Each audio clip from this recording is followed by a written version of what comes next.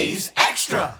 We're back on the Anglers Extra pregame show, gearing up for first pitch between Chatham and Cotuit here at Lowell Park. Joe Puccio here with Chatham acting manager Marty Lees for the manager show. Marty, your team made it through 18 innings yesterday. How do you think your team fared?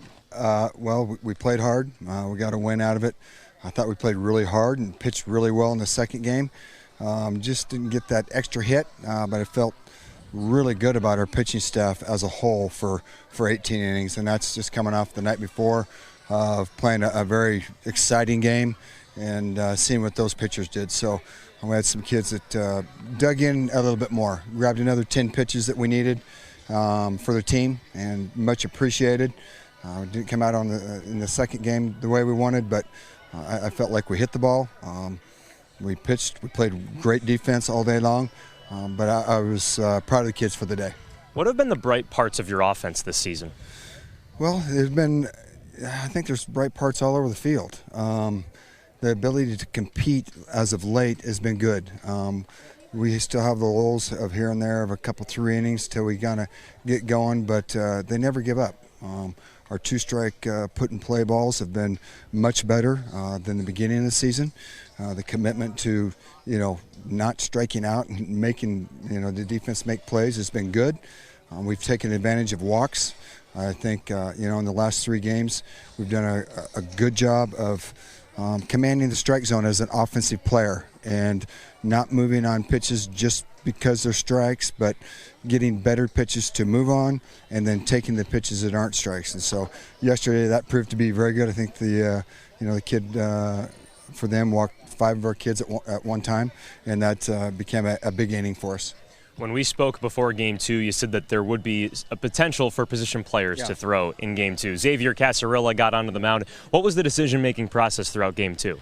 Well, we had Molsky ready to go if the score was tied or up 1, but we decided to go with Xavier, and today we might be in the same situation. We've got 2 pitchers, actually 3, because Molsky will be ready to go, and Paddock, along with Gibson, who will start for us today.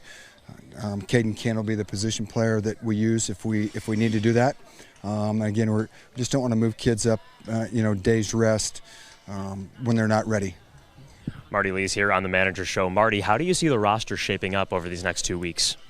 Well, it's interesting. As of today, we've had a couple movements. J.J. Weatherholt, he's had a bad hamstring, and it's important he goes and gets that healthy because he's going to be a first-round draft pick, a possible top 5 to 10 draft pick.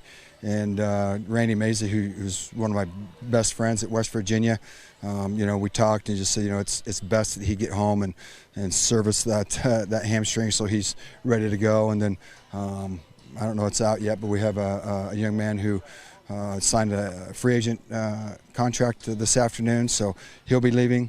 We've got a couple kids with some soreness that will be going home, so the roster is going to be moving along, and we've got kids that we've pegged that are going to be coming up, and I always look for those kids to give us new energy. A lot of times they're fresh and they've taken a break for a month over the summer to get ready to go, and they want to take the last couple weeks, and what a better place to do it than being on the Cape Cod. Over these last 2 weeks, how many hours have you logged calling people? Just as many as they do on the field. So that usually takes up about 24 hours of the day. Yeah. So Cam Hill is the starting pitcher today for the Kettleers. He is the West Division's all-star starting pitcher in the all-star game. How much goes into your prep before a game looking at the opposing team's pitcher? Well, Dustin Williams does the majority of the work with that to our kids. He sees video on every pitcher that is on each team that we face. He goes through and writes up a report on each guy, and then we look at the possible starters / people who might relieve depending on what they've done in the past couple days.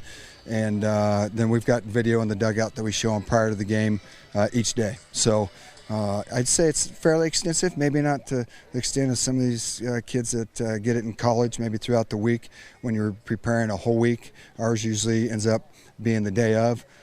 But it gets the kids' mind right. It gets them at least a quick view of the shape of the baseball, maybe how hard, maybe his best pitches, what angle he's coming in at. So it's very valuable. Marty, thanks for the time. You betcha. Thank you.